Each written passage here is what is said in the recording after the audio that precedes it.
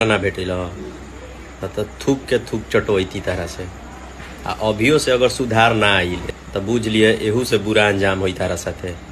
ऐसे हम वीडियो कहीं आउट नहीं करत कि तोहरो इज्जत बा, तो इज्जत अगर चाहत रहो तो आज के बाद हमारा खिलाफ हमारा पर या हमारा से रिलेटेड कोनो वीडियो ना बने के चाहिए। हाँ तो बनी तो वीडियो हम अपना आईडी से वायरल करें, बुझल। सब तार हीरोबाजी गाँव पड़े निकल जाई। तारा के एक बार समझो। जी मैं भाई लोग इस वीडियो में आज बात करते हैं चमरान स्टार विकास राव और छोटू शिकारी। जी हाँ दोस्तों, छोटू शिकारी का कहना है कि विकास राव मेरा गाना चोरी करके। जी हाँ दोस्तों, इसी गाने के लिए छोटू शिकारी विकास राव के क्या क्या बात बोल रहे लाइव के। जी हाँ दोस्तों, कमेंट में इतना इसको क्या कहना आप सब बोल दिए। जी हाँ दोस्तों, चमरान स्टार विकास राव के ये गाना लेकर विवाद हुआ है। जी हाँ दोस्तों, देख ली वीडियो।